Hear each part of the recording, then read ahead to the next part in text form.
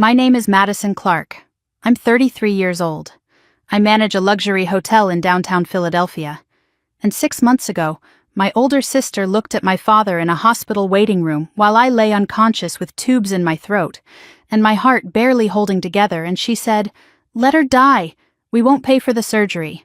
Think about what that money could do for us." She didn't whisper it. She didn't hesitate. She said it the way you'd cancel a reservation. Clear, practical, final. My father didn't argue. He didn't push back. He didn't say, "Wait, that's my daughter in there. Let me think about this." He looked at Olivia, his oldest, the one he'd always trusted, the one who'd always agreed with him, and he nodded. They stood up. They walked out of the hospital together. They did not sign the surgical consent form. They did not look through the glass at me lying in that bed. They did not come back.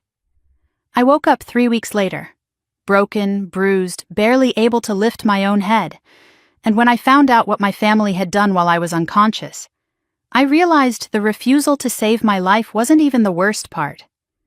What I did in the weeks that followed didn't just change my life, it collapsed theirs, and they never saw it coming because they forgot one thing about me. Before I go on, take a moment to like and subscribe, but only if this story genuinely speaks to you. Now let me take you back to where it all started. I was born with a hole in my heart. Ventricular septal defect. That's what the cardiologist called it when my mother asked why her newborn daughter wasn't breathing right. I was 2 years old when they opened my chest. The surgery took 9 hours. The bill nearly destroyed my family. My mother, Karen, picked up double shifts at the school district office for years to pay it down. She never complained about it, at least not to me. My father, Robert Clark, handled it differently. He never forgot the number. And he never let me forget it either. I was 6 the first time he said it. I'd asked for a new pair of rain boots. Mine had a crack along the sole, and my socks got soaked through every time it rained. He was sitting at the kitchen table with a stack of medical bills spread in front of him like a losing hand of cards. He didn't look up. He just said it. "Do you know how much you cost this family, Madison?" I stood in the doorway holding my wet socks. I was 6 years old. I didn't know what to say. So I said nothing. I didn't get the boots. By the time I was 10, I'd stopped asking for anything. Not shoes, not school supplies, not field trip money. I figured out early that every request came with a cost that had nothing to do with price tags. It came with his eyes, the way they'd narrow just slightly, the way his jaw would set before he answered, like he was calculating not just the dollars but the years of resentment behind them. By 13, I was babysitting 3 houses on our block every weekend to pay for my own supplies. By 18, I signed my first student loan alone at a folding table in the guidance counselor's office. While 2 miles away, my older sister Olivia was packing for the state university our parents were funding in full. Nobody at that table told me this was unusual. Nobody at home told me it was unfair. And I didn't question it, because in the Clark household there was a system, and the system had been in place so long it felt like gravity. You don't question gravity, you just live under it. Olivia got a car the day she turned 18. I rode the bus until I could afford a used Civic with 140,000 miles on it. Olivia got her tuition paid in full, books included. I got a repayment plan and a credit score that followed me for a decade. Olivia got birthday dinners at nice restaurants, the kind with cloth napkins and candles on the table. I got a boxed cake and a card signed only by my mother. When Olivia turned 25, my father co-signed a business loan so she could open her own real estate brokerage. He took her to lunch that day. He told her he was proud. When I turned 25, I'd just been promoted to assistant manager at the hotel. I called my father to tell him.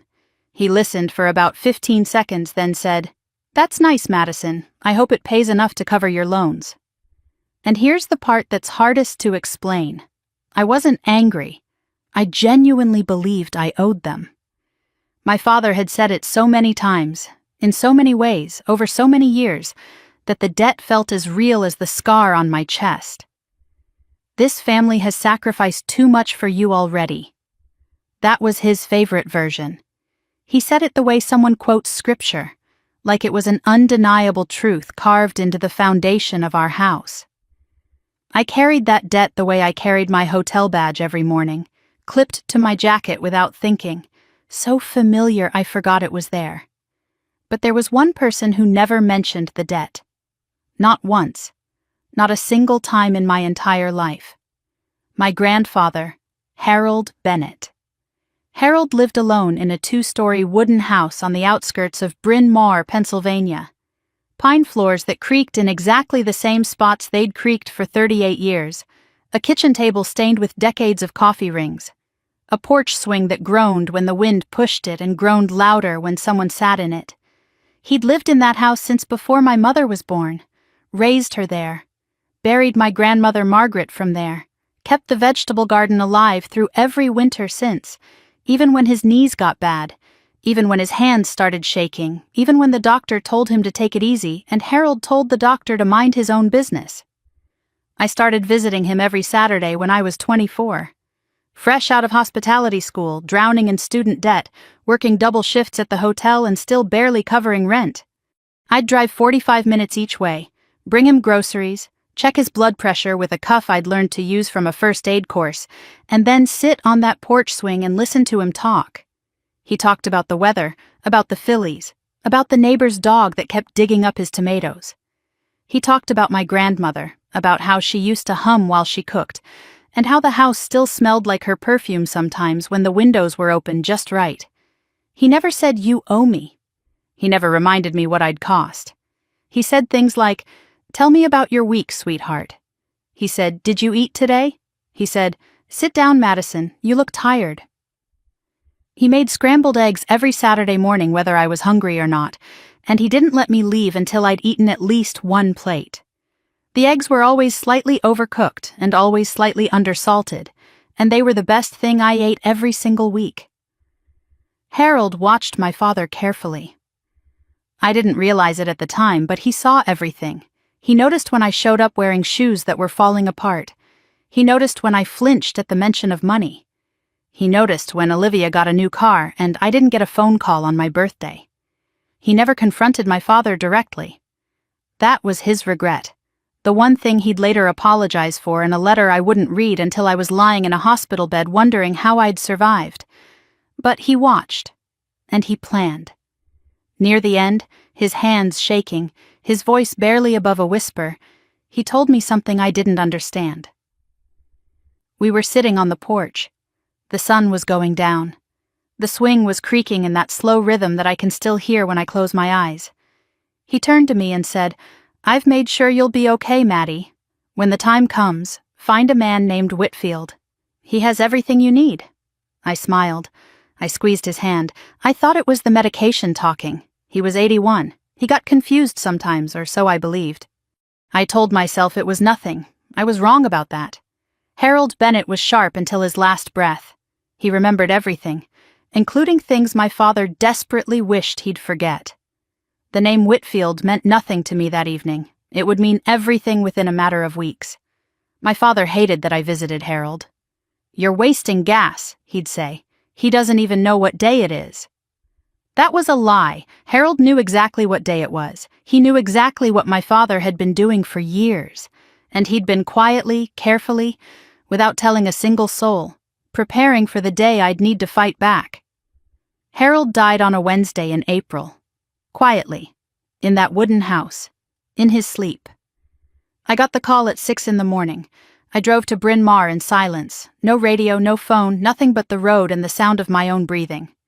I parked in the gravel driveway and sat on the porch swing for an hour before anyone else arrived. The garden was just starting to come back from winter. His rosemary had survived again. It always survived. My father organized the funeral. Small, fast, efficient. He kept it to 45 minutes. He didn't let me speak. "Keep it short," he said at the door of the funeral home. "We're not making a production out of this." I stood in the back row and said goodbye in silence. I watched my father shake hands and accept condolences with the practiced ease of a man who'd been performing composure his entire life. I watched Olivia check her phone twice during the service. I watched the casket go into the ground, and I thought about the porch swing and the scrambled eggs and the way Harold always said my name like it was something worth saying. I didn't know what Harold had done for me. I didn't know about the will. I didn't know about the house or the trust fund or the letter he'd sealed in an envelope with just my name written across the front in his thin, steady handwriting. I didn't know that a man named Thomas Whitfield had been trying to reach me for months, and that my father had been blocking every attempt. I didn't know that in 4 weeks, my heart would betray me again, that I'd collapse in a conference room and wake up 3 weeks later in a hospital bed, alone. I didn't know that my father and my sister would stand in a hallway and agree, out loud, with a nurse standing 12 feet away, that my life was not worth the cost. I didn't know that while I lay unconscious, Robert Clark would forge my name, steal my grandfather's house, and mortgage it for $350,000 to cover debts he'd been hiding for years. All of that was coming. But first, Harold had to be buried, and my father had to find the envelope. The night of Harold's funeral, I couldn't sleep. I lay in bed in my apartment staring at the ceiling, listening to the building settle around me, thinking about the last Saturday I'd spent with him. He'd made eggs. He'd asked about my week. He'd said the thing about Whitfield, and I'd smiled and squeezed his hand like he was a sweet old man losing his grip on the present. I hated myself for that, for the smile, for the assumption, for every time I'd told myself he was confused when he was actually the sharpest person in the room. I replayed his words in the dark. "I've made sure you'll be okay, Maddie. When the time comes, find a man named Whitfield. He has everything you need." I didn't know who Whitfield was. I didn't know what Harold had arranged, but lying there in the dark, I felt something I couldn't name. Not grief, exactly. Grief, I understood.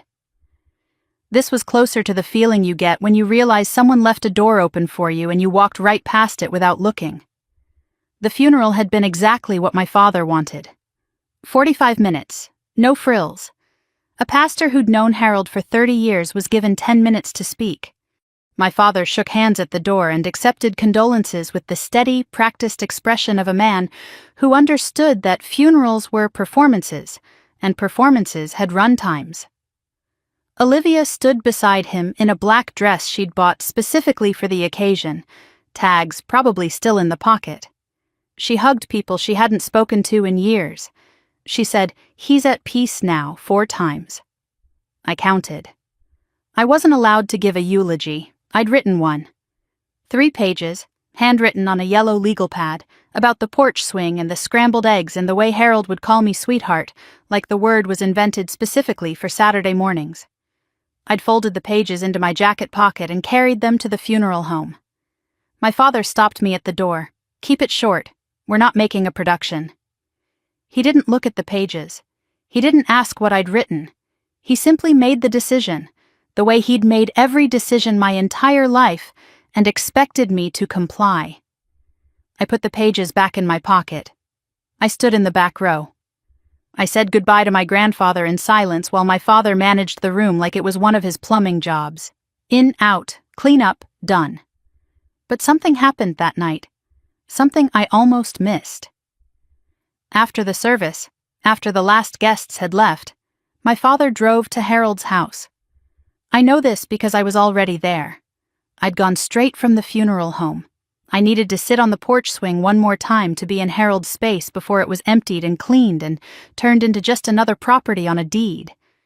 I was sitting in the dark on the swing when headlights swept across the front yard. My father's truck pulled into the gravel driveway. He didn't see my car parked on the street. He walked up the side steps, used a key I didn't know he had, and went inside. I stayed on the swing. Through the window, I could see him moving through the house. Not slowly, not the way you move through a dead man's home when you're grieving. He moved with purpose. He went straight to Harold's study, the small room at the back of the house where Harold kept his desk, his files, his radio, and a lifetime of paperwork in a green metal filing cabinet. I watched my father open the cabinet. He rifled through folders. He pulled one out, then another. He held something up to the light, a thick envelope, cream-colored, the kind used for legal documents. He looked at it for a long moment. Then he slid it into his coat pocket, closed the cabinet, turned off the light, and walked out the same side door he'd come in. He didn't look at the porch. He didn't see me sitting there in the dark, watching him pocket something from a dead man's filing cabinet before the body was even cold.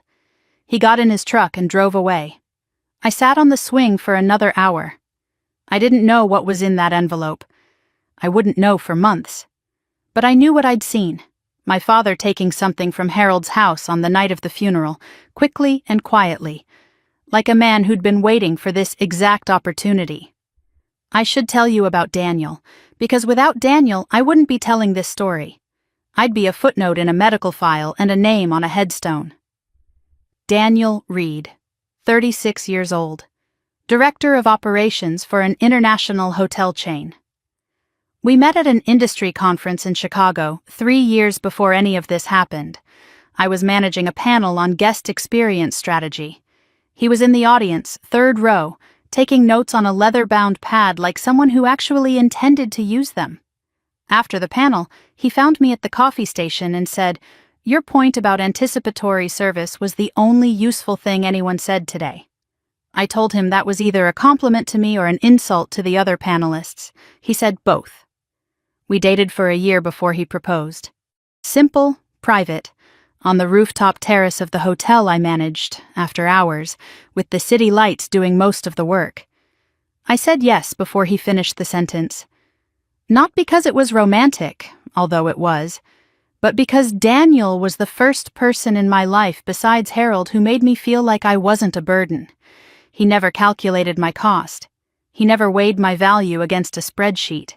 He just showed up consistently without conditions, and let me be the version of myself I'd never been allowed to be in my father's house. 3 years before my cardiac emergency, I signed a healthcare proxy designating Daniel as my legal medical decision-maker. I did it during our engagement at a lawyer's office on Broad Street, as part of a standard set of legal documents Daniel insisted we both complete. He was methodical about these things: insurance, wills, proxies, emergency contacts. He said it was just being responsible. I signed the papers and forgot about them. I never imagined they'd be the reason I survived. The week after Harold's funeral, Olivia called me. This wasn't unusual. Olivia called every few weeks, usually to tell me about a property she'd listed or a deal she'd closed or a client who'd tried to lowball her. She liked an audience for her victories. What was unusual was the question she asked. "Did Grandpa ever mention anything to you about the house? Any paperwork or legal stuff?" Her voice was casual. Too casual. The kind of casual that takes effort. I was driving home from work, stopped at a red light on Market Street. "What do you mean?" I asked. "I don't know," she said. "Dad's been going through Grandpa's things. He's trying to sort out the estate. He thinks there might be some documents that need handling." She paused. "I just wondered if Harold ever talked to you about it. You were there every Saturday." I thought about the porch swing, about Harold's whisper, about the name Whitfield, but something held me back. A feeling I couldn't quite name. "He never mentioned any paperwork to me," I said. "We mostly just talked about the garden and the fillies." Olivia exhaled. A relieved exhale, though I didn't recognize it as relief at the time. "Yeah, that sounds like Grandpa. Okay, no worries. Dad's got it handled." Then she said something that snagged in my memory like a thread catching on a nail. "Dad says the house should go back to the family. It shouldn't just go to one person, you know? That wouldn't be fair." She corrected herself immediately. "I mean, it's obviously a family decision. I'm sure Dad will figure out the right thing." But the first version was the real one. I'd worked in hospitality long enough to know that people tell you the truth in the sentence they try to take back. I didn't think much about it at the time. I was dealing with my own world. The hotel had just put me up for regional director, the biggest promotion of my career. 10 properties across the Northeast, a team of 200 people, a salary that would finally let me breathe without doing the math first. The interviews were scheduled for the following month. My general manager told me I was the frontrunner. For the first time in years, something in my life felt like it was moving forward instead of just holding steady. I told my father about the promotion during a Sunday phone call. He listened for 8 seconds. "Sounds like a lot of travel," he said. "Hope it's worth the stress." Then he changed the subject to a leak he'd fixed for a client. I held the phone away from my face and stared at it for a moment, the way you look at an object that keeps doing exactly what you expect and still somehow disappoints you. Then I put it back to my ear and said, "That's great, Dad." Because that's what I did. That's what I'd always done. Daniel took me to dinner that night to celebrate the nomination. A small Italian place in Rittenhouse Square, the kind with handwritten menus and a waiter who remembers your name. He raised his glass and said, "You earned this." 2 words. He said them like facts, not favors, like they were obvious. I almost cried at the table, and I didn't even fully understand why. I think it was because no one in my family had ever said those words to me without attaching a cost. The weeks after Harold's death moved quickly. I threw myself into work. I prepared for the regional director interviews. I visited Harold's house twice more on Saturdays, out of habit, sitting on the porch swing in the empty quiet, pulling weeds from the garden because it felt wrong to let them grow over what he'd built. Each time, I noticed things missing. A shelf that had been full was now half empty. A drawer in the study that used to stick was now slightly open, as if someone had been through it recently and hadn't pushed it all the way closed. The green filing cabinet in the back room was unlocked. Harold always kept it locked. I told myself it was my father handling the estate, sorting through paperwork, doing what families do when someone dies. I didn't question it. I'd spent my whole life not questioning Robert Clark's decisions, and the habit ran deeper than I wanted to admit. But something was happening beneath the surface of my family that I couldn't see. My father was carrying a secret that had been eating at him for 3 years, a financial disaster he'd hidden from everyone, a debt so large it had reshaped his entire life without anyone noticing. Olivia wasn't just asking me casual questions about Harold's paperwork, she was gathering intelligence, and the envelope my father had taken from Harold's study on the night of the funeral contained information that would set everything in motion: the will, the house, the name Thomas Whitfield, and the quiet, devastating proof that Harold had never trusted his son-in-law with anything that mattered. I didn't know any of this. Not yet. I was 33 years old, preparing for the biggest interview of my career, visiting a dead man's garden on Saturdays, and carrying a scar on my chest from a surgery that happened before I could remember. I thought the hardest part of my life was behind me.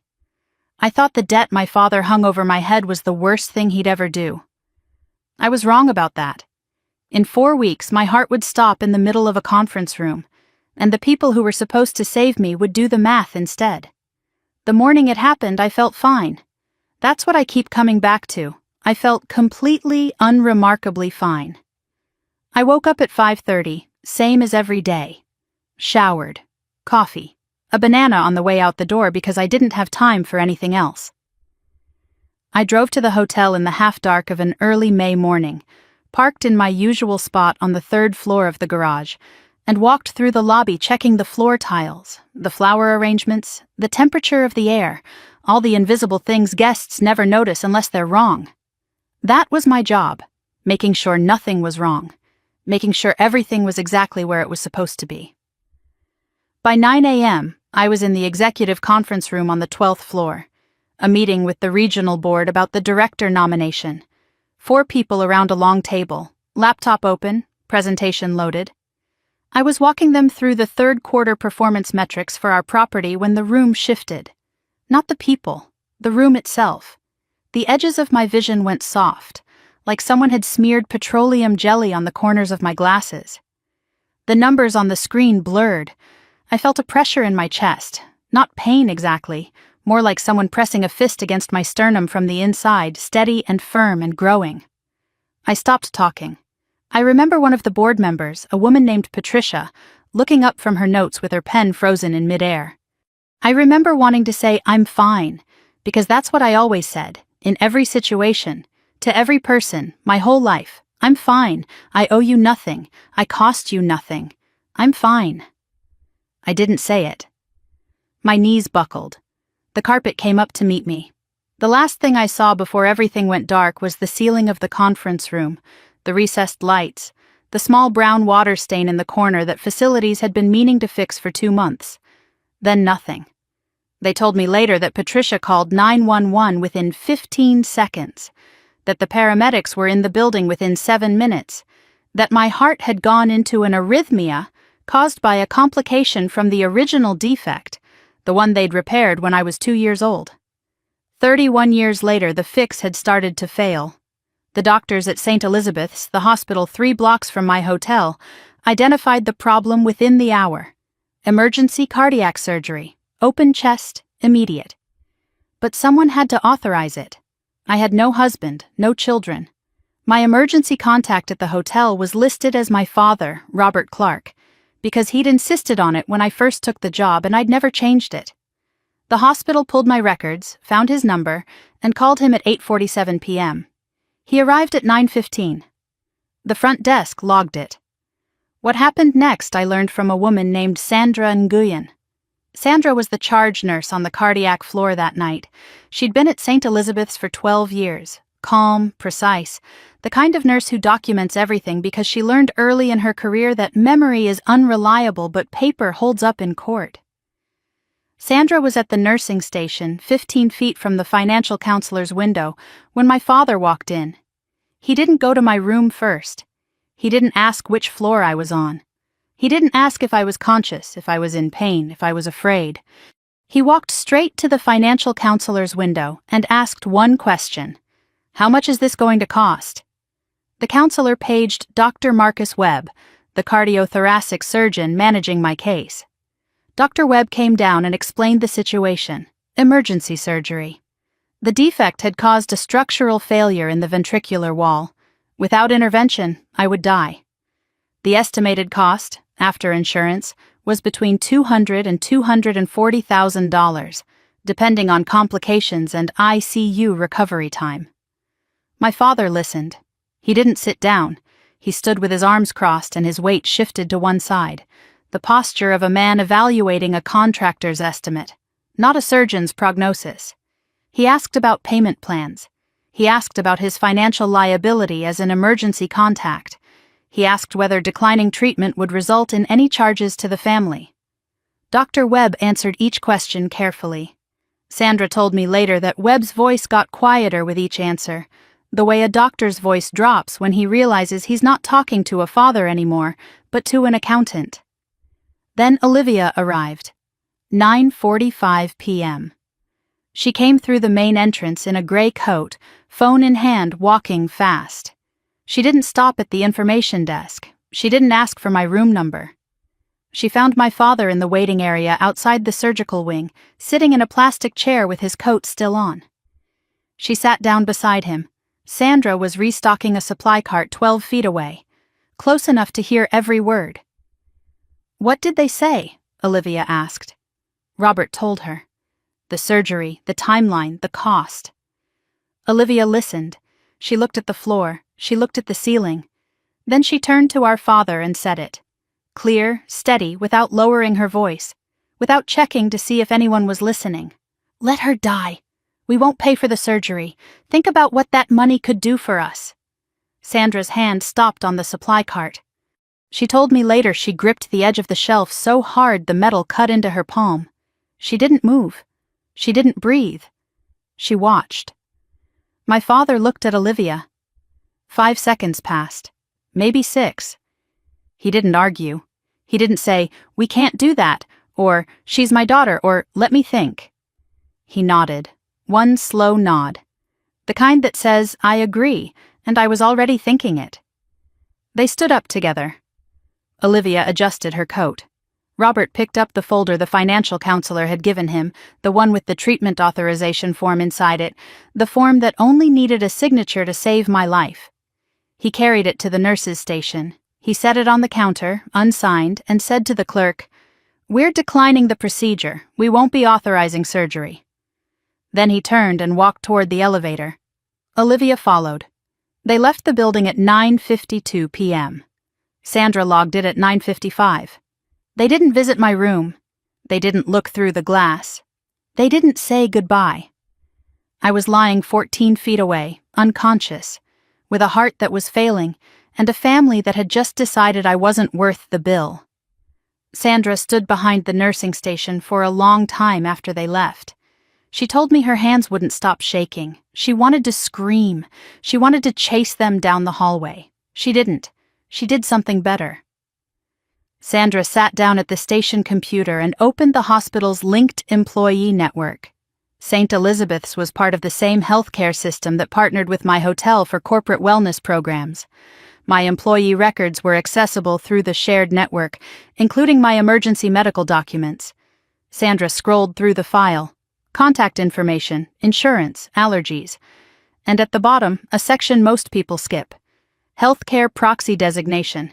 The name on the form was Daniel Reed, fiancé. His phone number was listed, his address.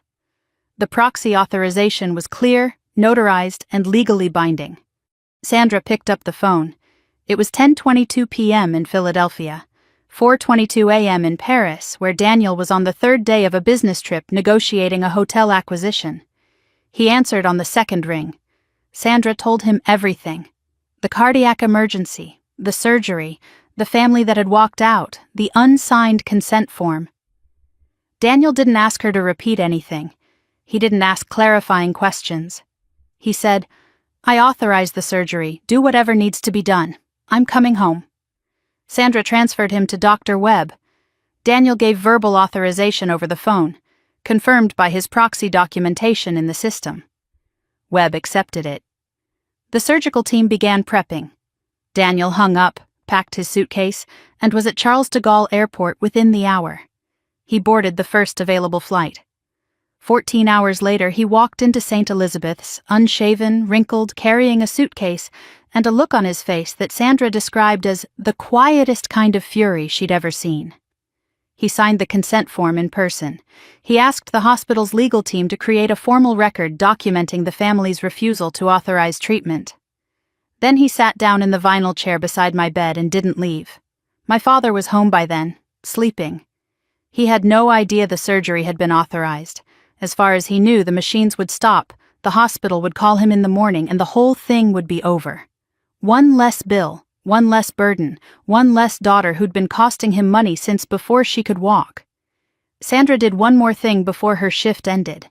She opened an internal incident report, the kind filed when a staff member witnesses a protocol concern. She documented every word my father and sister had said.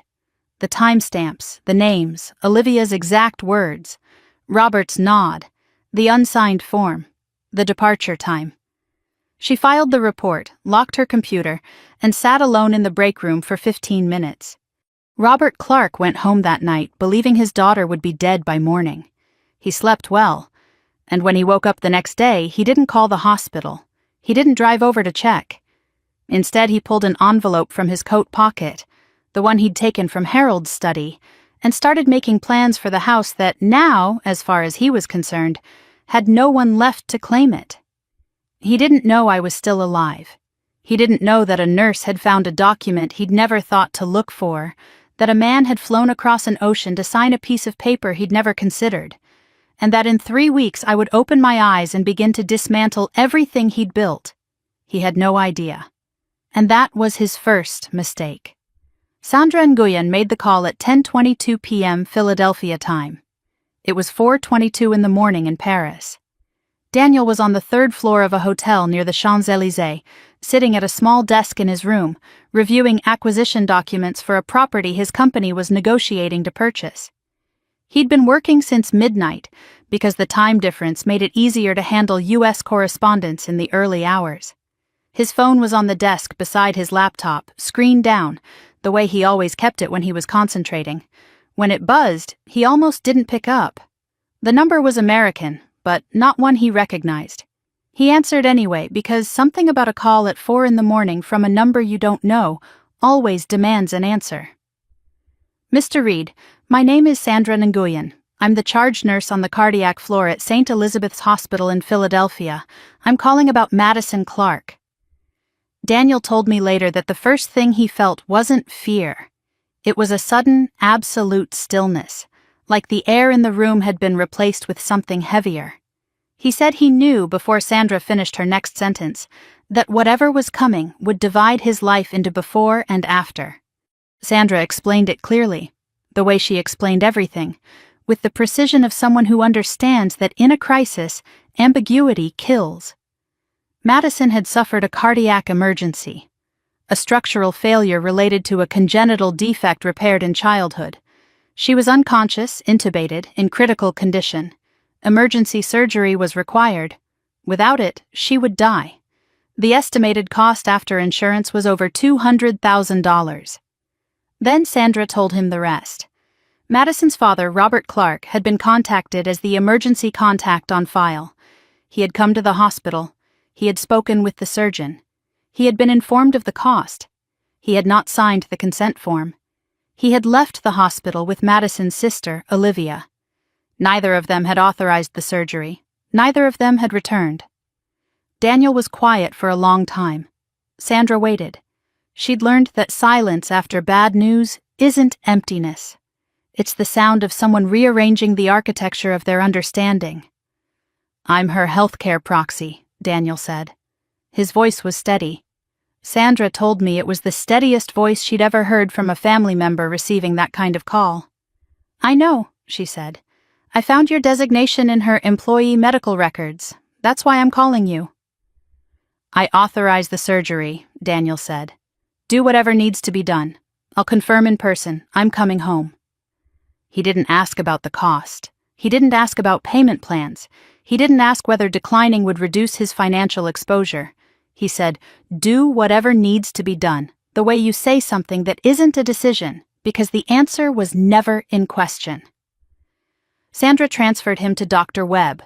Daniel confirmed his identity, his proxy authorization, and his consent for the emergency procedure. Webb's team began prepping the surgical suite. Daniel hung up, closed his laptop, and packed his suitcase. He told me he didn't rush. He said rushing would have meant panic, and panic was something he couldn't afford. He folded his shirts. He zipped his bag. He called the airline and booked the first available flight. He left a note for his business partner explaining that a family emergency required his immediate return.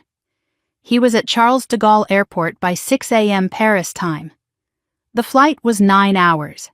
Daniel sat in seat 14C coach because first class was full and he didn't care. He told me he spent the first 2 hours staring at the seat back in front of him, running the numbers. Not the money, the time. How long since Madison collapsed? How long since the surgery was authorized? How long the operation would take? How long until he could walk into that hospital and see her face? He spent the next 3 hours thinking about Robert, about a man who'd stood in a hospital corridor, heard that his daughter would die without surgery, and walked away.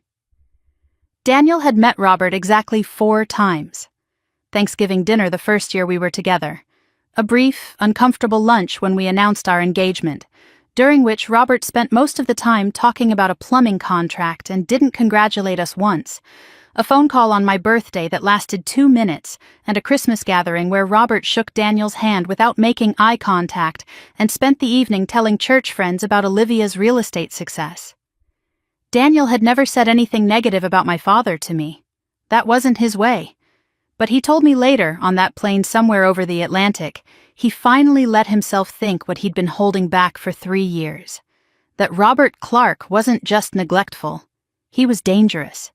That the system I'd grown up in wasn't just unfair. It was designed to keep me small. And that the man who'd raised me had spent 33 years turning his youngest daughter into someone who believed she deserved nothing, so that when the moment came to let her die, it would feel like arithmetic instead of murder. Daniel landed at Philadelphia International at 2:15 p.m. Eastern Time, 14 hours after Sandra's call. He didn't go home, he didn't shower. He took a cab straight from the terminal to St. Elizabeth's. He walked through the front entrance carrying his suitcase, wearing the same clothes he'd put on in Paris, with stubble that had crossed the line into a short beard and eyes that were red-rimmed but absolutely focused. He went to the cardiac floor. Sandra met him at the nursing station. She told him the surgery had been completed 6 hours earlier. It had gone well. I was stable but still unconscious, and the doctors expected I would remain in a medically induced coma for an extended period while the swelling and trauma resolved. She walked him to my room.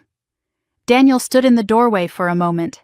He looked at me, at the tubes, at the monitors, at the bruising along my arms where the IVs had been placed, at the bandage across my chest. Then he walked in, set his suitcase under the chair, sat down, and took my hand. He held it carefully, mindful of the IV line, the way you hold something that is broken and precious and yours. He didn't leave, not that day, not the next, not for 3 weeks. He slept in that vinyl chair every night. He ate from the hospital cafeteria. He answered work emails from his phone when he had to and ignored them when he didn't. His company's HR department sent a formal leave approval within 24 hours. His business partner in Paris handled the acquisition without him. The world kept turning, and Daniel sat in a chair beside my bed and waited for me to open my eyes. Sandra checked on him every shift. She brought him coffee. She updated him on my vitals. They developed the kind of bond that forms between people who are both waiting for the same person to wake up, the quiet solidarity of a shared vigil. During one of these conversations, late on a Tuesday night, Sandra mentioned something that made Daniel set down his coffee cup and stare at her. "Your fiancé's father called the hospital today," Sandra said. Daniel looked up. "He asked about Madison?" Sandra shook her head slowly. "He asked when he could pick up her personal belongings. The hospital is networked with her hotel's corporate wellness system. Her employee file is flagged here. He called the main line and asked about collecting her things from the staff records." Daniel was quiet for 10 seconds. Sandra watched his jaw tighten, then release, then tighten again. "He thinks she's dead," Daniel said. Sandra, "That's my assessment." Daniel, "And instead of calling to confirm, he's calling to collect her belongings." Sandra didn't answer. She didn't need to. Daniel reached into his wallet that night after Sandra left. He pulled out a business card, worn at the edges, slightly bent from being carried for 2 years. Harold Bennett had given it to him during one of my Saturday visits. Daniel had driven me to Bryn Mawr that day, and while I was inside making Harold's lunch, Harold had walked out to the porch where Daniel was sitting. Harold had pressed the card into his hand without a word, then looked him in the eye and said, "Keep this. You might need it someday. And when that day comes, let Maddie decide. It should be her choice." The card read, "Thomas Whitfield, attorney at law." Daniel looked at it for a long time that night. Then he put it back in his wallet and said nothing, because I hadn't asked yet. And Harold had told him to let me decide. So he waited. The way he waited for everything. Patiently, steadily, without condition. The way he'd waited in that chair for 3 weeks. The way he'd wait for as long as it took. I didn't learn any of this until weeks later. What I'm about to tell you happened while I was unconscious, while the machines breathed for me and the monitors tracked my heartbeat, and Daniel held my hand through the long, silent hours. I pieced it together from documents, from court records, from things Whitfield told me and Sandra confirmed, and bank statements proved. But this is what happened. This is what my father did while I was lying in that bed. Robert Clark woke up the morning after leaving the hospital expecting a phone call. He'd rehearsed for it. I know this because it's exactly the kind of thing Robert does. He prepares his performance before the curtain goes up. He'd already composed the version he'd tell people, the catch in his voice, the slow exhale. We lost her. Her heart just wasn't strong enough. The doctors did everything they could. He'd deliver it at church. He'd deliver it to neighbors. He'd accept the casseroles and the sympathy cards and the firm handshakes from men who'd tell him they were sorry for his loss, and he'd nod with the weary dignity of a father who'd been through the unimaginable. But the call didn't come. Not at 7, not at 8, not at 9, not at 10. The hospital didn't call because I wasn't dead. The surgery had been completed. My vitals were stable. There was no death to report. But Robert didn't know that. He didn't call the hospital to ask. He didn't drive over to check. He interpreted the silence as bureaucratic delay, paperwork, processing. He assumed the notification would come eventually, and in the meantime, he had things to do. He sat at his kitchen table that Thursday morning with the envelope he'd taken from Harold's study. He'd opened it fully now, spread the contents across the table like a man reading a map. Inside was a copy of Harold's deed to the Bryn Mawr property, notes about a trust account, and a letter addressed to Thomas Whitfield, attorney at law, referencing a last will and testament filed on behalf of Harold James Bennett. Robert read the letter twice. His jaw tightened. Harold had left the house to Madison, not to the family, not to Karen, not split between the grandchildren, solely to Madison Marie Clark. The house, the land, and a trust account containing $120,000. All of it. To the daughter Robert had spent 33 years calling a financial burden. Robert set the letter down. He picked up his phone and called Olivia. She answered on the first ring, the way she always did when Robert called, because in the Clark family, when the patriarch summoned, you responded. "We have a problem," Robert said, "but it's a problem I can fix if she's not alive to claim it." Olivia didn't ask what he meant. She didn't need to. She'd been standing in the hospital waiting room 12 hours earlier and said, "Let her die," without flinching. She understood the arithmetic. She always had. Here is what Robert Clark did over the next 7 days. I'm going to lay it out step by step, the way Whitfield laid it out for me in my hospital room, the way it was later presented to the county court and the police and the fraud department at the bank.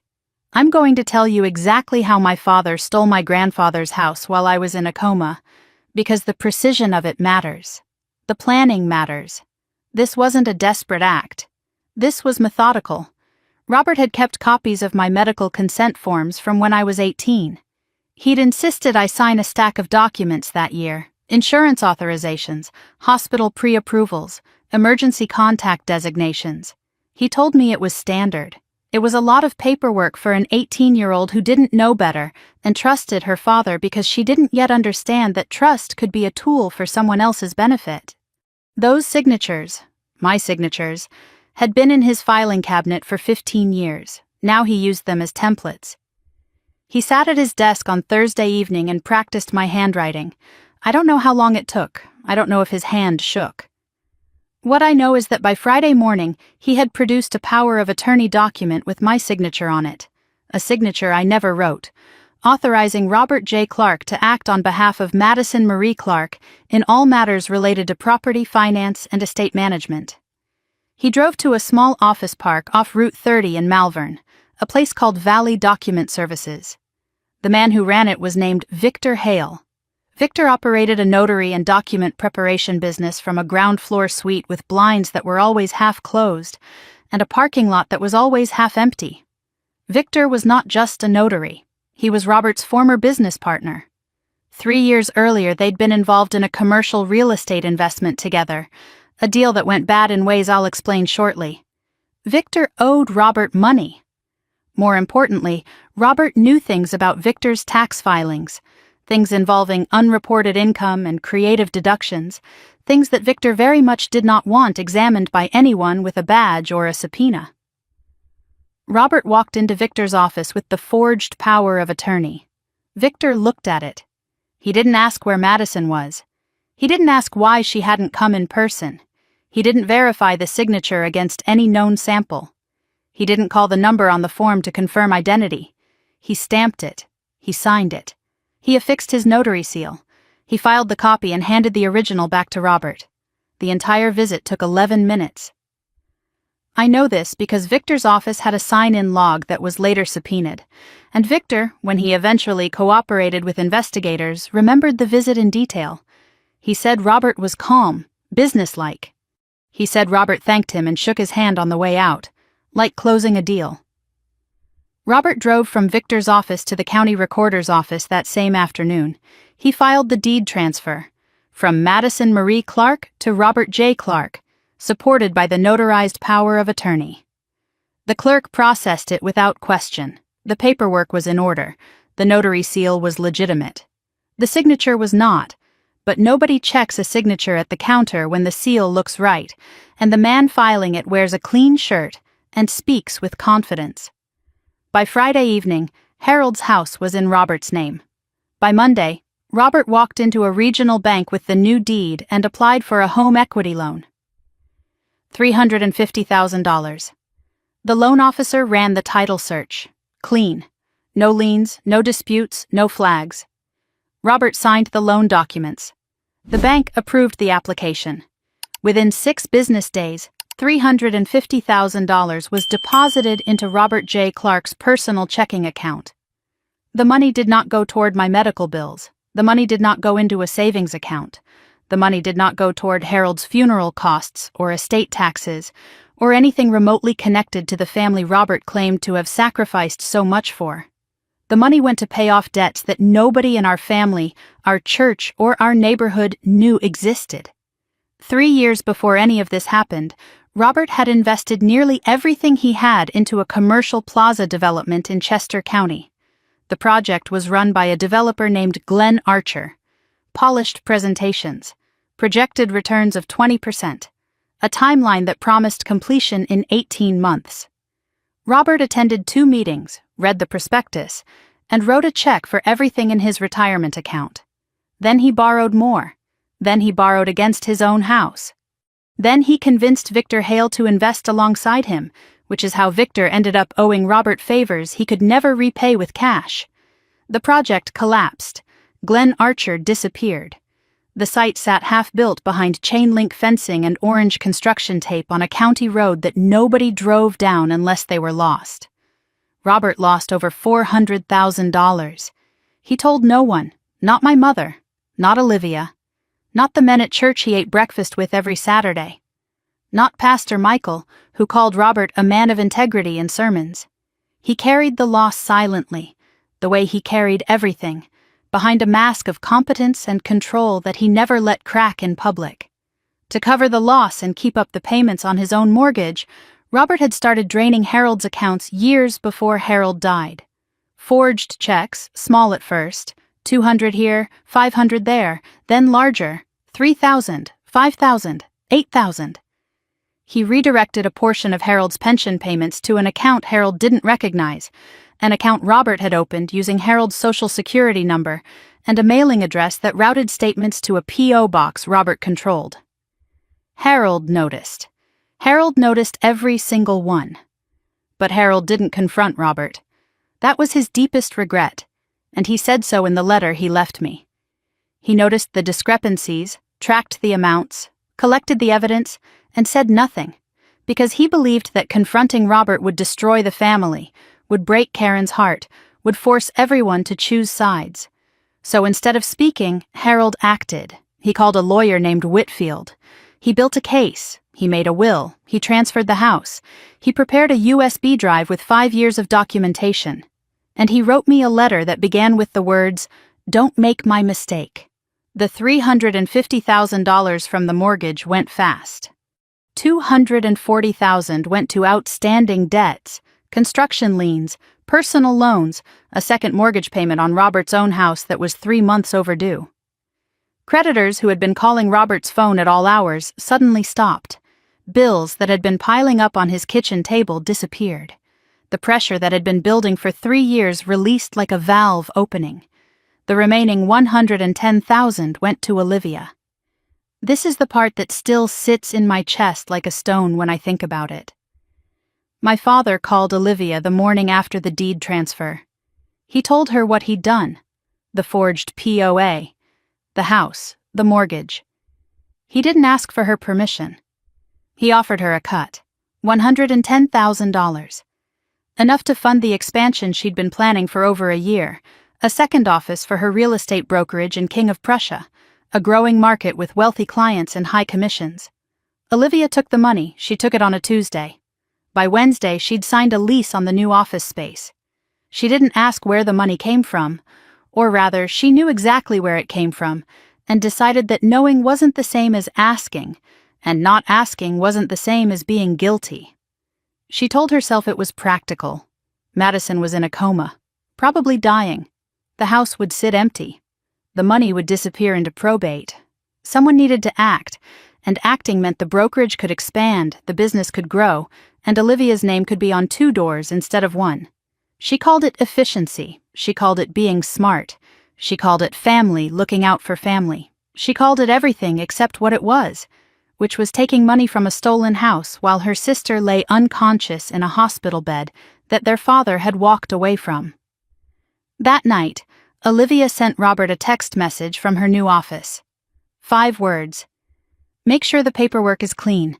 I don't want any of this coming back to me." Robert read it. He didn't reply. They understood each other perfectly. They always had.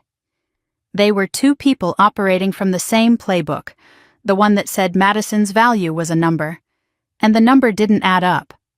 Robert didn't know that the house was already in my name before he forged the transfer. He didn't know that Harold's will had been probated months earlier. He didn't know that Thomas Whitfield had been trying to reach me and that Robert's own interception of those calls was documented. He didn't know about the USB drive Harold had left with Whitfield, a drive containing 5 years of forged checks, bank records, pension redirects, and an email exchange between Robert and Victor Hale that included the sentence, "If the granddaughter finds out about the accounts, we're done."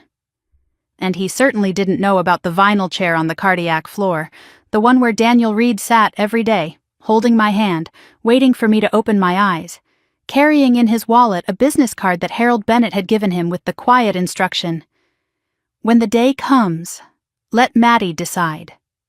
Robert slept well that week. He slept the way a man sleeps when he believes all the evidence is buried, all the witnesses are silent, and the only person who could hold him accountable is never going to wake up. He was wrong about that. He was wrong about all of it. And 3 weeks later, when I opened my eyes in that hospital bed and saw Daniel's face instead of my father's, the first thread of Robert Clark's carefully constructed world began to pull loose. He just didn't know it yet. I opened my eyes on a Tuesday, 3 weeks after the conference room, 3 weeks after the carpet came up to meet me and the ceiling lights faded to black. The first thing I registered wasn't sight, it was sound. A steady beeping, rhythmic and mechanical, the heartbeat of a machine pretending to be mine. Then the light came, blue-white and flat, the kind that only exists in hospitals. No warmth in it. No texture. Just brightness pressed against everything like a weight. I knew that light. I'd walked past it 1,000 times in the corridors that connected my hotel to the medical campus across the street. But I'd never been under it like this. I'd never been the one lying down. My throat was raw. The breathing tube had been removed days earlier, but the ghost of it sat in my chest like a bruise I couldn't see. My ribs ached with every inhale. My left arm was wrapped in a soft brace. Everything felt heavy, my limbs, my eyelids, even my thoughts, like they were moving through water instead of air. I tried to lift my right hand, and it took more effort than I expected, the kind of effort that makes you aware of muscles you've never thought about. The first face I saw was Daniel's, not my father's, not Olivia's, not my mother's. Daniel. He was sitting in a chair beside my bed, a vinyl chair with chrome legs that looked like it had been pulled from a waiting room. His shirt was wrinkled. His jaw was covered in a short beard I'd never seen on him before. There were shadows under his eyes so deep they looked like bruises. A paper coffee cup sat on the floor beside him, half-finished and cold. He looked like a man who hadn't slept in his own bed for a very long time. When he saw my eyes open, he didn't gasp. He didn't shout for a nurse. He didn't jump up and press the call button. He leaned forward slowly, took my hand, his fingers careful around the IV line, and he said, "Hey, you're safe. I'm here." His voice cracked on the last word. Just barely. Just enough for me to hear the 3 weeks of waiting behind it. I tried to speak. My voice came out as a scrape, barely a whisper, like someone dragging a chair across a floor. "How long?" Daniel's thumb moved across the back of my hand. 3 weeks. "The surgery went well. You're going to be okay." I closed my eyes. Not because I was tired, although I was tired in a way I'd never experienced, a tiredness that went past muscles and into bone. I closed my eyes because I was trying to reassemble the last thing I remembered, the conference room, the presentation, the numbers on the screen going blurry, Patricia's pen frozen in midair, the floor rising. I opened my eyes again. I looked at Daniel. I looked at the chair, at the wrinkled shirt, at the beard, at the evidence of weeks spent in a room that wasn't his. And I asked the question that had already begun to form itself the moment I realized he was the only person in the room. "Where's my dad?" Daniel didn't answer immediately. His hand stayed on mine. His eyes didn't move from my face, but something shifted in his expression, a tightening around the jaw, a flicker of something he was deciding whether to show me or hold back. That pause, those 3 seconds of silence, told me more than any answer could have. Something was wrong. Something beyond the hospital and the surgery and the 3 weeks I couldn't remember. "There are things I need to tell you," he said. "Not all at once, but you need to know." I looked at him. "Tell me." He took a breath. "Your dad came to the hospital the night it happened. He spoke with Dr. Webb about the surgery. He was told the cost. He didn't sign the consent form. He left the hospital without authorizing the procedure." I stared at the ceiling. I counted the tiles above my bed. 1, 2, 3. I didn't interrupt. I didn't ask him to slow down or repeat himself. I lay still and let the information enter my body, the way the IV drip entered my arm, slowly, steadily, cold. "He wasn't alone," Daniel continued. His voice was even, controlled, but I could hear the effort it took to keep it that way. "Olivia was there. She came to the hospital and found your father in the waiting area. Sandra Nguyen, the charge nurse on the floor that night, was standing 12 feet away. She heard everything." Another pause. Longer this time. Daniel was looking at our hands, at his fingers laced through mine. "What did Olivia say?" I asked. "She said, 'Let her die. We won't pay for the surgery. Think about what that money could do for us.'" The monitor beeped, once, twice, 3 times. I lay perfectly still. Not because I was shocked, because I was experiencing something I'd never felt before and didn't have a word for. It was the sensation of hearing, spoken aloud, in clear language. The thing you've always known but never had the courage or the cruelty to articulate. My sister had said out loud what my father had been saying with his silence, his calculations, his resentment. For 33 years. I was a cost. I had always been a cost. And when the final invoice arrived, they decided I wasn't worth paying. "Your father nodded," Daniel said. "They stood up. They walked out together. Neither of them signed. Neither of them came back." He waited. He gave me space to react, to cry, to scream, to do whatever I needed to do. I didn't do any of those things. I lay there and breathed and counted the beeps, and let the truth settle into the place where it belonged, alongside the scar on my chest and the debt I'd been carrying since I was 6 years old. "How am I alive?" I asked. "Sandra found your healthcare proxy in the hospital system. She called me in Paris. I authorized the surgery by phone and flew back to sign in person. I asked the hospital legal team to document the family's refusal to authorize treatment." "He didn't come back at all?" "Not once. No phone call, no visit, nothing." Daniel paused again. "Until 4 days ago." I turned my head on the pillow and looked at him. "What happened 4 days ago?" "He called the hospital, but not to ask about you. He called to ask when he could collect your personal belongings from the staff records system." The room was quiet. The beeping continued. I understood what that meant. My father had called to collect a dead woman's things. He thought I was gone. He wasn't grieving, he was cleaning up. "I need to see Sandra," I said. Daniel nodded. He stepped out. 20 minutes later, Sandra Nguyen walked into my room. She was exactly as I'd imagined from Daniel's descriptions. Mid-40s, hair pulled back tight, scrubs that had seen a full shift, a face that carried the particular calm of someone who has delivered every kind of news a hospital can produce, and has learned that composure isn't coldness, but a form of care. She pulled a chair to my bedside and sat down.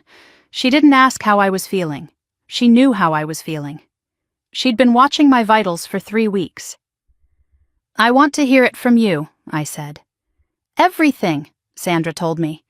She laid it out the way she'd written it in her report, the way she'd type it into the incident log, with timestamps and precision and no editorializing. Robert arrived at 9:15 p.m., went directly to the financial counselor's window, did not ask about my condition, did not ask which room I was in. Dr. Webb came to discuss the case. Robert asked about the cost. Robert asked about his liability. Robert asked about what would happen financially if he declined treatment for his daughter. Olivia arrived at 9:45. She found Robert in the waiting area. Sandra was restocking a supply cart 12 feet away. Olivia asked what the doctors said. Robert told her. Olivia processed the information for approximately 10 seconds. Then she delivered her verdict. "Let her die. We won't pay for the surgery. Think about what that money could do for us." Robert looked at Olivia for 5 seconds. He nodded. They stood up. They left the building at 9:52. Sandra logged it at 9:55. Sandra paused. Then she added something Daniel hadn't told me. 4 days ago, your father called the hospital's main line. He asked about collecting your personal belongings from the employee network. He spoke as if you were already gone. He used past tense. He said, "My daughter's things," the way someone says, "the previous tenant's mail." I took the call. I recognized his voice from that night. I looked at her. "Is the incident report on file?" "Filed, time-stamped, and locked in the system. Every word, both names, exact times."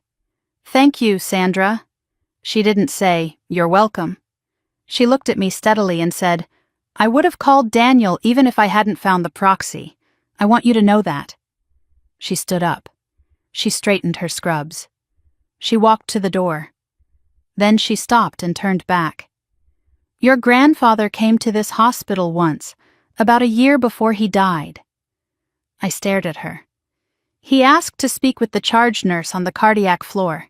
He sat in that chair," she pointed to the visitor's chair by the window, "and he asked me to keep an eye on you. He said, if anything ever happens to Maddie, her family won't help. But someone here will." She held my gaze for a moment. He was right. Then she left. I lay in the bed staring at the chair she'd pointed to. Harold. Even here, even in this. A year before he died, he'd walked into this hospital and planted a seed.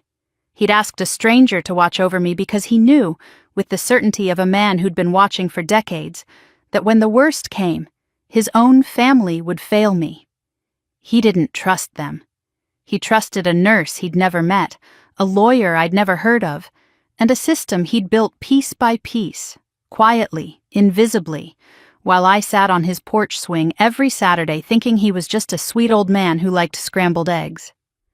My father showed up at 2:17 that afternoon. The nurses logged it.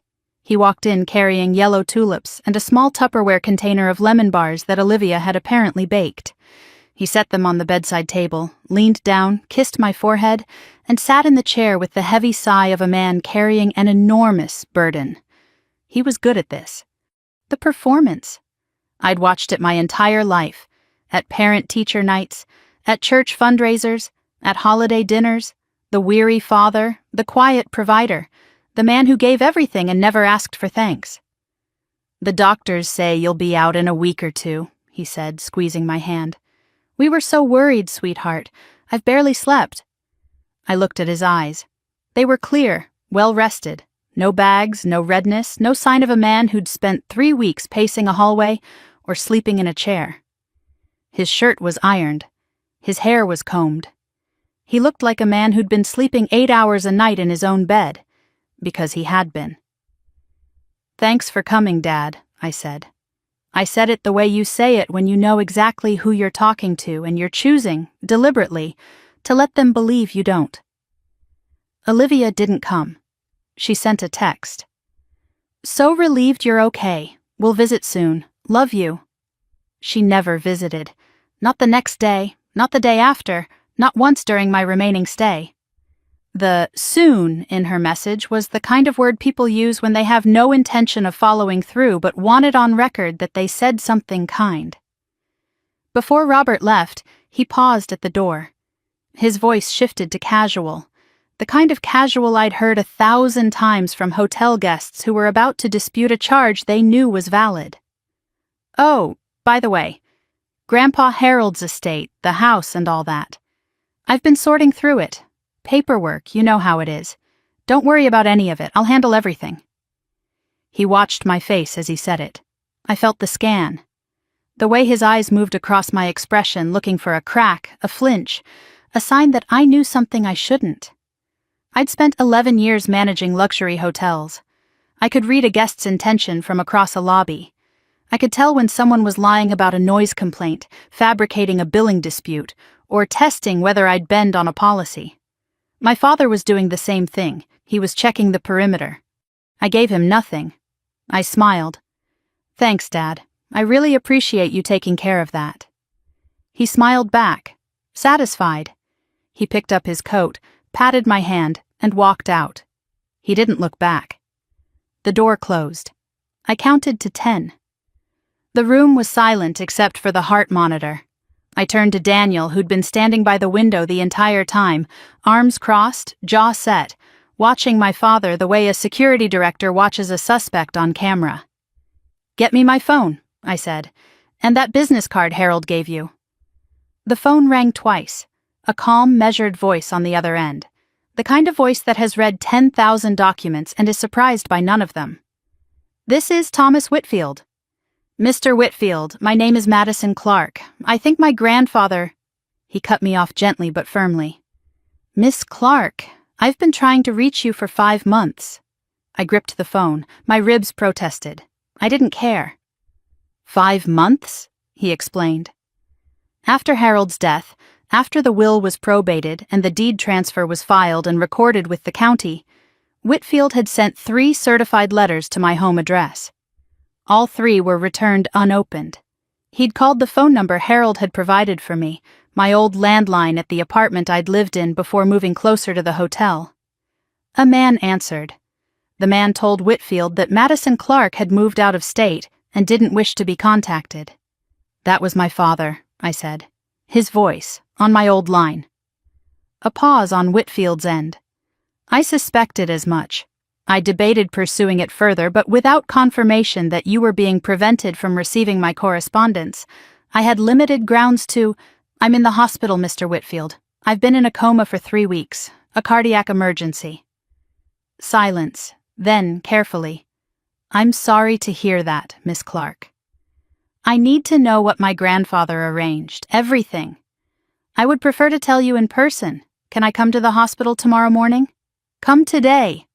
Thomas Whitfield arrived at 2 p.m. He was shorter than I'd imagined. Early 60s, charcoal suit, silver-rimmed glasses, a leather briefcase that had survived what looked like 3 decades of courtrooms and conference tables. He shook my hand gently, mindful of the IV, and pulled a chair to my bedside. Daniel stood by the window, present but not intrusive. Whitfield opened the briefcase and set a manila envelope, a thick legal folder, and a smaller sealed envelope on the blanket beside my legs. "Your grandfather came to my office 2 years before he died," Whitfield said. "He sat across from my desk and told me he wanted to make a will, not through the family attorney, not through anyone his son-in-law might know about. Through me, privately, notarized by my own staff, sealed." He opened the legal folder. The will was straightforward. The house on Bryn Mawr to Madison Marie Clark solely, a trust account containing $120,000 to Madison Marie Clark solely. No other names, no conditions, no splits. "It was probated 5 months ago," he continued. "The court confirmed it. The deed transfer to your name was filed and recorded with the county. It was legal, clean, and final." I watched his face. There was more. I could see it in the way he paused, the way his fingers lingered on the edge of the next document. "But when I was unable to reach you," he said, "I ran a routine title check on the property to verify that the deed was still properly recorded." Another pause. "The deed had been transferred again, out of your name and into the name of Robert J. Clark, 3 weeks ago, using a power of attorney." I said it before he could. I never signed a power of attorney. I know you didn't. Because I have the original deed transfer from probate, notarized by my office. No POA was ever authorized by you or recorded through my firm. The signature on the document your father filed is a forgery. And the house? Whitfield lifted a third document. A lien search shows a mortgage of $350,000 recorded against the property. Issued 6 days after the fraudulent deed transfer. The loan is in your father's name, secured against your house. I stared at the IV drip, counted the drops. 1, 2, 3. He stole my house while I was in a coma. He borrowed $350,000 against it. He did this while believing I was dead, while sleeping in his own bed, while rehearsing the speech he'd give at my funeral. There's more, Whitfield said. He reached for the smaller envelope. Harold's handwriting on the front, just my name, Maddie, thin but steady. Written while he could still hold a pen. I broke the seal. Inside, a single sheet of paper, folded twice. I opened it. Maddie, I know your father will try to take everything. He already has over the years. My pension checks, my savings account. Small amounts at first, then larger. He forged checks in my name. He redirected deposits. I noticed every single time. I said nothing because I didn't want to break the family apart. That was my mistake. Don't make it yours. The house is yours. The money is yours. Mr. Whitfield has all the paperwork. Don't let anyone take what belongs to you. Not your sister, not your mother's silence, and especially not your father. You are braver than me, sweetheart. You always have been. I'm sorry I didn't say this when I could still sit beside you on the porch. I cried. For the first time since waking up. For the first time since Daniel's words. Since Sandra's account. Since every cold revelation that had stacked on top of the last. I cried, not because I was broken, but because my grandfather had seen me. All of me. He'd seen the debt I carried, the silence I performed, the slow erosion of my worth inside my own family. And he hadn't just watched. He'd built something, quietly, carefully, without applause or recognition. He'd built a fortress of paper and law and love, and he'd placed it exactly where I'd find it when I needed it most. Daniel sat on the edge of the bed and put his arm around my shoulders. He didn't speak. Whitfield folded his hands and waited. He'd seen this before. The moment when a document becomes a dead man's voice, when ink on paper carries more warmth than any living person in the room ever offered. When I could breathe again, Whitfield reached into the envelope one last time. He placed a small USB drive on the blanket beside Harold's letter. Your grandfather gave me this 6 months before he died. He said, if Maddie ever needs to prove what Robert's been doing, everything is on here. Daniel opened his laptop. We plugged in the drive. Inside, 5 years of records. Harold had documented everything. Bank statements with highlighted unauthorized withdrawals. Photocopies of forged checks. Robert's handwriting imitating Harold's signature, each one marked with Harold's handwritten notes. I did not write this check. Date, I noticed the discrepancy. Screenshots of pension redirect forms, showing a portion of Harold's payments routed to an account Harold had never opened. And at the bottom of the file directory, a folder labeled Victor. Inside, printed email exchanges between Robert Clark and Victor Hale. The emails discussed the old man's accounts. They referenced an exit strategy if he passes. One email, sent by Robert 11 months before Harold died, read, She visits him every Saturday. If she finds out about the accounts, we're done. We need to move the pension redirect before tax season.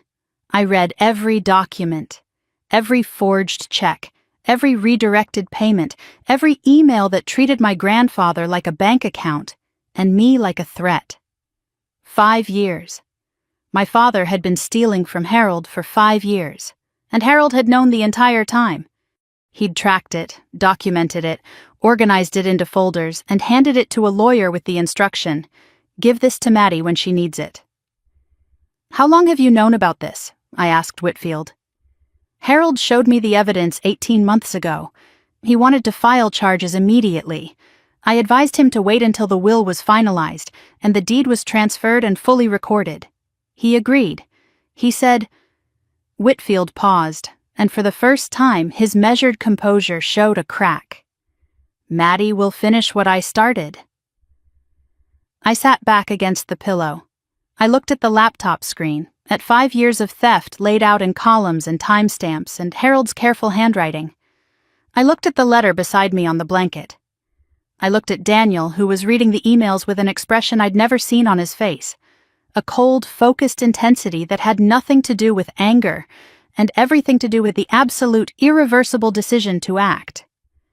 I want to file everything, I said. Void the deed. Report the forgery, notify the bank, and I want the police to see the USB drive. Whitfield nodded. I can have the motions prepared by the end of the week. I don't just want the legal process. I looked at him. My father stands in front of 150 people every month and tells them who he is. He did it while I was in a coma. He told them he prayed by my bedside every night. He cried in front of them. They applauded. I want to give those people the truth. In the same room, from the same microphone. Whitfield studied me for a long moment. Then the corner of his mouth moved, just slightly, and he said, Your grandfather told me you'd say that. He said, Maddie doesn't hide, she never has. He reached into his briefcase and pulled out a small calendar card. The annual fundraiser at Grace Fellowship Church. It's in 12 days. I looked at the card. 12 days. That's the one. Daniel, who had been silent through the entire meeting, finally spoke. Whatever you need. I'm there. I reached for his hand.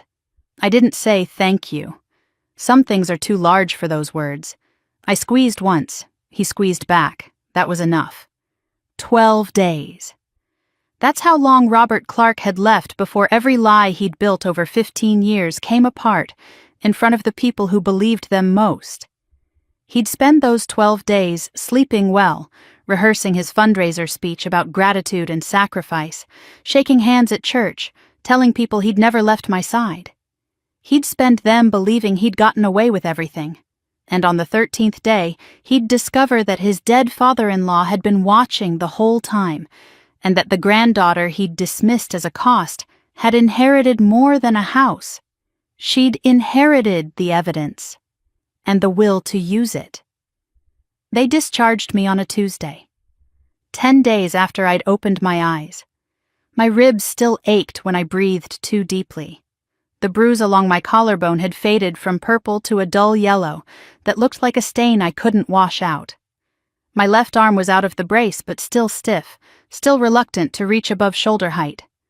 Dr. Webb told me I'd need follow-up appointments every 2 weeks for the next 3 months. He told me to avoid stress. I almost laughed.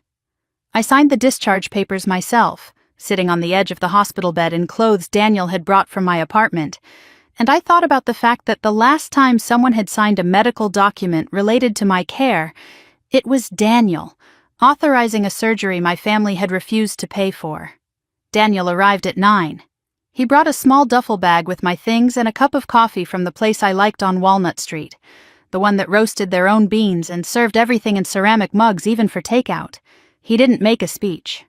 He didn't say, "Welcome back," or "How are you feeling," or any of the things people say when they don't know what else to offer. He picked up my bag, walked beside me to the elevator, and kept his hand near my elbow in case I needed it. I didn't. But I let him stay close anyway because closeness from Daniel wasn't obligation. It was just where he stood. My father called at 8:30 before Daniel arrived. I was sitting on the hospital bed waiting, my phone on the blanket beside me, his name on the screen. I picked up. "I'm coming to get you," he said. "You're staying with us until you're back on your feet. No arguments." He didn't ask. He announced it. The way he announced everything. The voice of a man who had been making decisions for other people for so long that he'd forgotten the difference between authority and control. "That's really kind, Dad, but Daniel's already arranged everything. I'll be staying at his apartment. It's closer to my cardiologist." Silence on the line. 3 seconds. 4.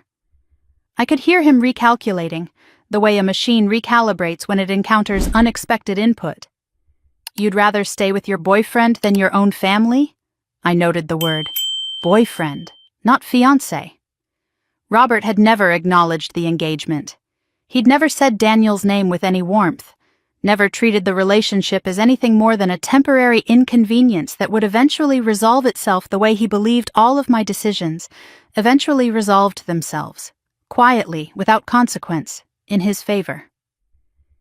He's my fiancé, Dad. And he's been at the hospital every day for 3 weeks. Something shifted in his breathing, a tightness, a pause that lasted half a second too long. But the connection didn't land. He didn't link Daniel's constant presence to the healthcare proxy, to the surgery authorization, to the fact that his daughter was alive because the man he called boyfriend had flown 6,000 miles to sign a piece of paper Robert had refused to touch. Fine, he said. He hung up without saying goodbye. 30 minutes later, Olivia texted, "Dad's really hurt. You're being ungrateful after everything he's been through." I read it. I set my phone face down on the hospital bed. I didn't respond. I was done performing gratitude for people who had decided my life wasn't worth $200,000. Sandra Nguyen caught me at the hospital exit. I was walking through the lobby, Daniel beside me, the automatic doors 10 feet away. Sandra stepped out from behind the information desk in her scrubs, her shift clearly not over, and pressed a folded piece of paper into my hand. "My personal number," she said. "If you ever need me to testify, I will." I looked at her. Her eyes were steady, the same eyes that had watched my father walk away, that had found the proxy, that had made the call to Paris. "What they did wasn't just wrong," she said. "It was criminal, and I don't forget." I nodded. I put the paper in my pocket. She went back through the double doors without another word. Daniel's apartment was on the 14th floor of a building in Center City. Clean, modern, large windows overlooking the Schuylkill River. His dining table, usually covered with hotel industry reports and acquisition spreadsheets, had been cleared. In its place, a landscape I recognized immediately. Whitfield's legal folder, printed copies of every file from the USB drive. Sandra's incident report, my healthcare proxy documentation, and a yellow legal pad covered in my own handwriting.